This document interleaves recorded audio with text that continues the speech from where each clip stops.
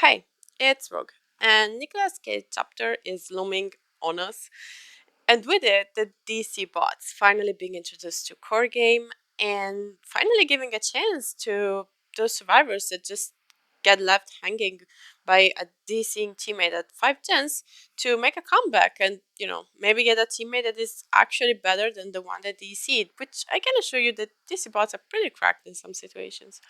Um, in the community, there has been a lot of talking about the DC penalties though, because now when you disconnect from a match, you are not gonna leave your teammates in a bad spot anymore. So why keeping it? And of course, this has been a very polarizing topic. Now, the arguments against removing the DC penalties are pretty straightforward, and they're like people already DC top left and corner for the stupidest reasons now that the DC penalties are in place.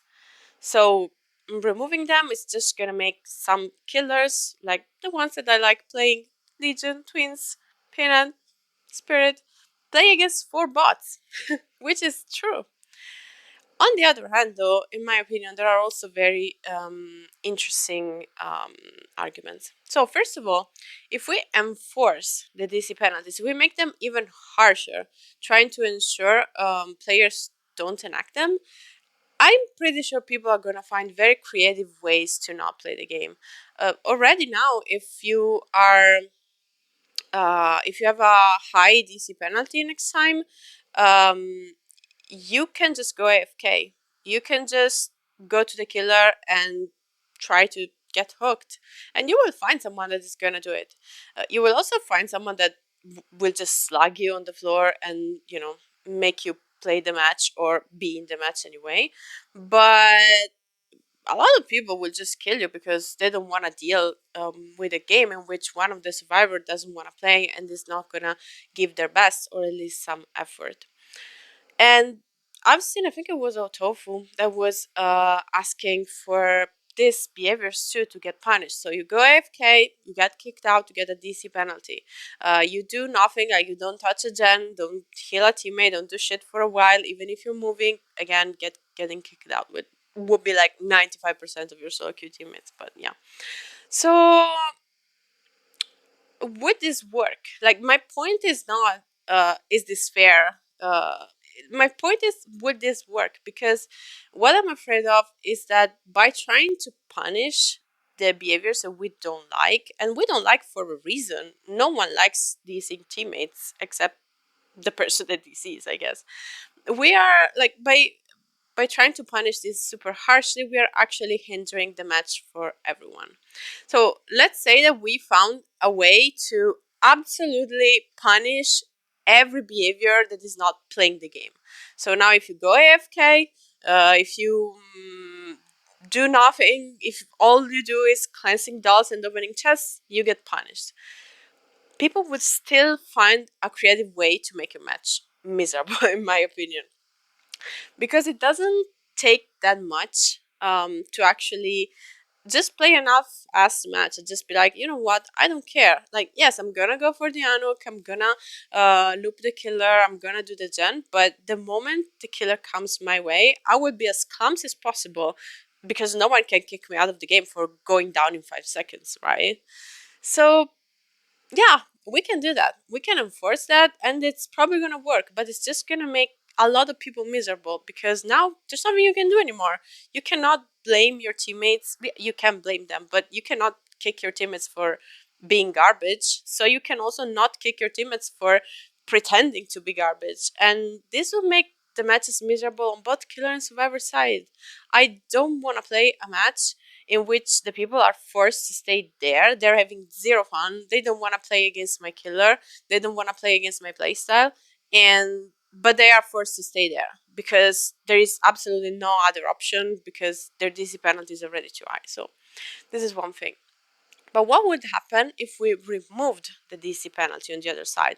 Because this seems like a case of a lesser evil. Like, yes, of course, this would be super harsh, like keeping the DC penalties and forcing people to play the game. But the other option is even worse. Well, first of all, right now, if someone DCs, you get robbed of your ADEPT, if you are doing Adeptus Killer. You get robbed of some achievements, for example, Evil Incarnate. And overall, you get less blood points. You get like a miserable amount of blood points because someone quit. But that's it. With the bots, you don't get robbed of this shit anymore. So let's say that I'm playing Cenobite and someone DCs and they get replaced by a bot. I and the survivors will still get the points for nuking them, for doing the gen with them. With Prove Thyself, that I mean, it's gonna get gutted, so no.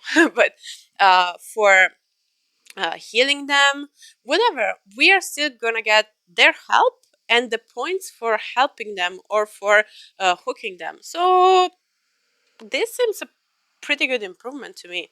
Like, we are talking about a lot of points that we are currently being robbed of. So,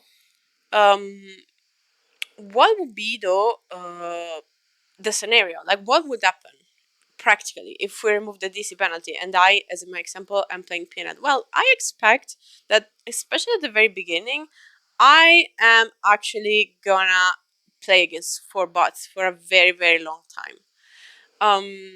And you know what? I'm fine. I'm fine. That's my entire point here. I am fine. Whenever I play Cenobite specifically, not Legion that much, but Cenobite, I get people DCing or giving up at 5 gens and refusing to play the game. And I'm not getting points, I'm not getting a fun game, and I will still have to, hook them all, get this miserable amount of points, and re-queue.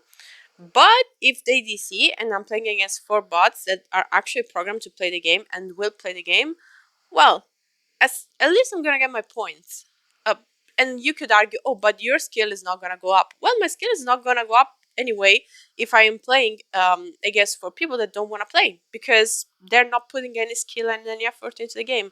So my ability to play the character is hindered because I'm basically playing against 4 people that are playing worse than bots. So yeah, I will welcome that. But I can agree that as both killer and survivor, facing 4 bots every time, or 3 bots, or hell, even 1 bot is gonna be actually kind of annoying.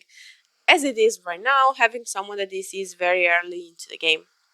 So my idea would be this. Yes, remove the DC penalty. Let the people not play if they don't want to play, but give them a badge, like an indicator that these are people that are very prone to disconnecting, so that you can just dodge lobbies. You can already dodge lobbies if you see anything that you don't like. You don't like Michaela with Blue Air Cosmetic? Dodge lobby.